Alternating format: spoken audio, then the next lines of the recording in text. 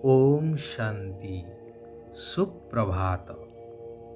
सत्य पिता, सत शिक्षक, सद्गुरु, सत ज्ञानदाता, सत्य जुगर रचयिता, परमात्मा निराकार भगवान शिव पितांकर सत्यनिष्ठ आत्मिक संतान मानंकु विश्व नवनिर्माणर कार्य निजकु सामिल करिथिबार हार्दिक कृतज्ञता, शुभ अभिनंदन, सुस्वागतम। एई जंजाल भरा कलिजुगी दुनिया रे मनुष्य एपरि छंदी हेई जाइछि जे जेते चेष्टा कले मध्य सेथिरु मुकुलिबार राहा पाउ नाही। गोटिए सुंदर उपाख्यानटी मन को आसे। एकदा जड़े नेता सरकारी अर्थ आत्मसात करिथिबा अभियोग रे बंदी जीवन बिताउथांती। तांको सहित मध्य जो माने सहयोगी थिले सेमाने मध्य कैदी खाने रे थांती। सेमानंको मध्यरु अनेके पश्चाताप करुथांती कि काहींकि एपरि कलु। तेबे नेता जनक समस्तंकु बुझौथांती कि देख, मु अछि, तुमर किछि असुविधा हेबनी। मु व्यवस्था करुछि तुम मानंकु एठारु मुक्त करिबा पाई। एहिपरि किछि दिन धैर्य देई चली थांती। अन्य माने मध्य किछिटा आश्वस्त अनुभव करुथांती। आउ दिनकर कथा नेता कहि सारिबा परे चलीगले तांको प्रकोष्ठकु। अन्य माने परस्पर भितरे आलोचना करुथांती। जणे चतुर व्यक्ति कहिले, भाई माने आपण माने एई नेतांको कथाकु किपरि विश्वास करुछंती? से परा निजे बंदी जीवन कटुछंती। आमको किपरि से एठारु मुक्त करि परिबे? निजे मुकुलिबार बाट पाउ नाहंती, आमको कोन मुकुलिबे? ए कथारे समस्ते मध्य सहमत हेले एवं निष्पत्ति नेले कि आगामी शुणाणी बेले एथर सबु किछि सत सत कहिदेबा, अंतत आमर सजा तो कम हेई जिवो। यांको कथारे आउ बाइया हेबा नाही। तेबे कहिबा कथा हेउछि कि आजिर दुनियार अवस्था मध्य सेई भଳି। आमे माने मुक्ति पाइबा आशारे साधु संत गुरु गोसेई आदिंको पाखकु जाउछु। तांको मत अनुसारे चालुछु। वेद शास्त्र आदि अध्ययन करुछु। सबु किछि करी करी वर्तमान एपरि अवस्था हेई गलानी कि पोथी पढ़ते पढ़ते धोती मरम न जाने कोई।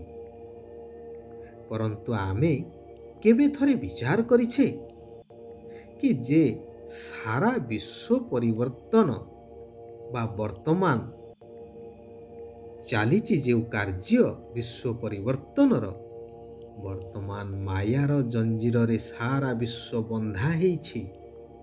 अर्थात देहर बंधन रे समस्ते अछंती।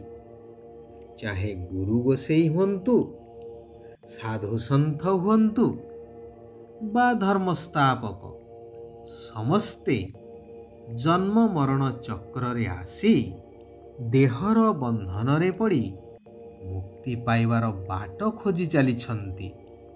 सेमाने किपरि बा आमको एई बंधनरु मुक्त करि परिबे? हाँ, सेमाने समाजर कल्याण पाई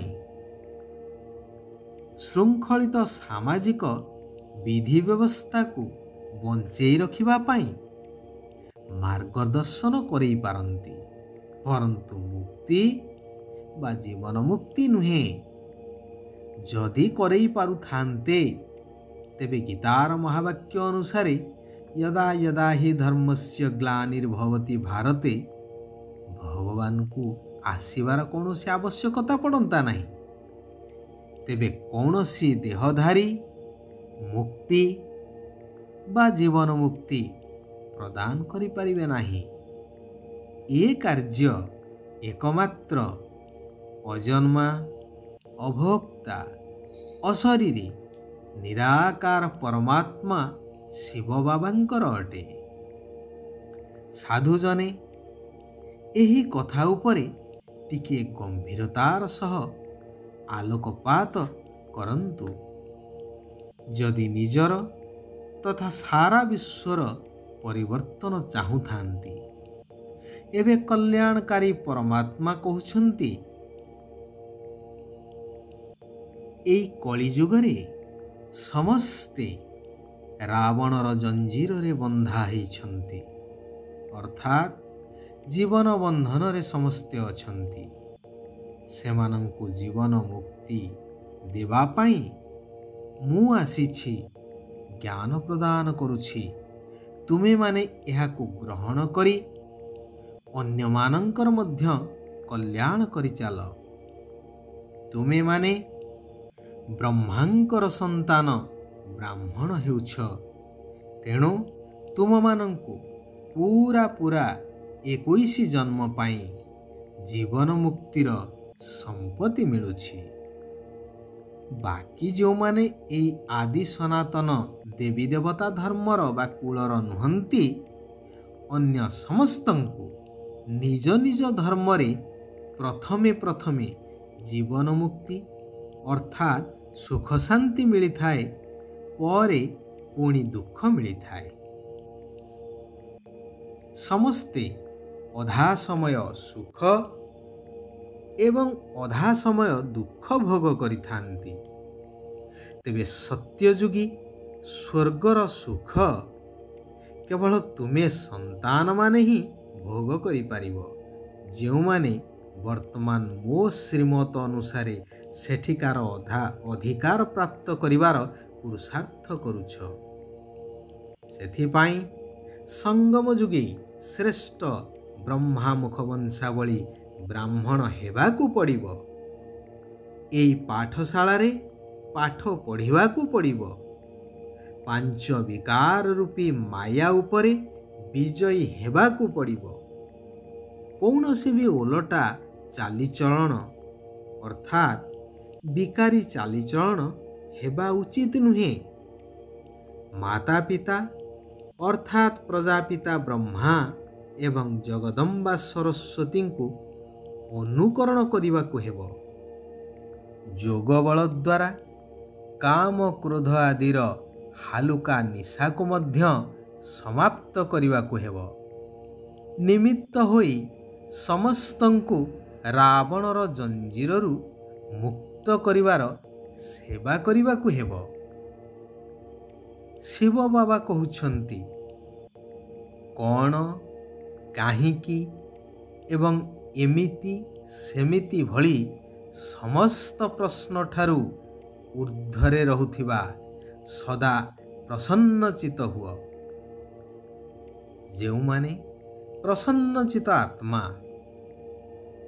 ସେମାନେ ନିଜ ସମ୍ବନ୍ଧରେ ବା ସମସ୍ତଙ୍କ ସମ୍ବନ୍ଧରେ ବା ପ୍ରକୃତି ସମ୍ବନ୍ଧରେ କୌଣସି ବି ସମୟରେ କୌଣସି ବି କଥାରେ ସଂକଳ୍ପ ମାତ୍ରରେ ମଧ୍ୟ କୌଣସି ପ୍ରଶ୍ନ ଉଠେଇବେ ନାହିଁ।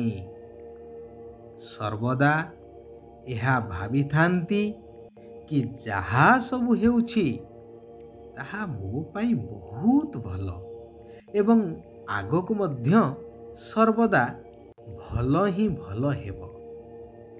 ଯଦି ନିଜକୁ ମେହମାନ ଅର୍ଥାତ୍ ଅତିଥି ମନେକରି ପ୍ରତ୍ୟେକ କର୍ମ କରିବ, ତେବେ ମହାନ ଆତ୍ମା ହେବା ସହିତ ମହିମା ଯୋଗ୍ୟ ମଧ୍ୟ ହେଇଯିବ। ଆଚ୍ଛା, ଆଜି ପାଇଁ ଆମେମାନେ ଏଇଠାରେ ବିରାମ ନେବା।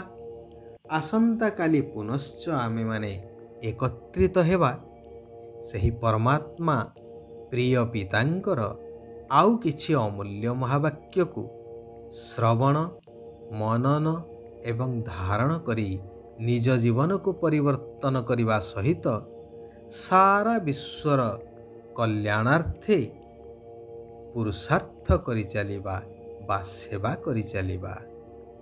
ସାରା ବିଶ୍ୱର କଲ୍ୟାଣ ହେଉ, ସମସ୍ତେ ସୁଖ ଆଉ ଶାନ୍ତିର ଅନୁଭବ କରନ୍ତୁ। ଓମ୍ ଶାନ୍ତି, ଓମ୍ ଶାନ୍ତି, ଓମ୍ ଶାନ୍ତି।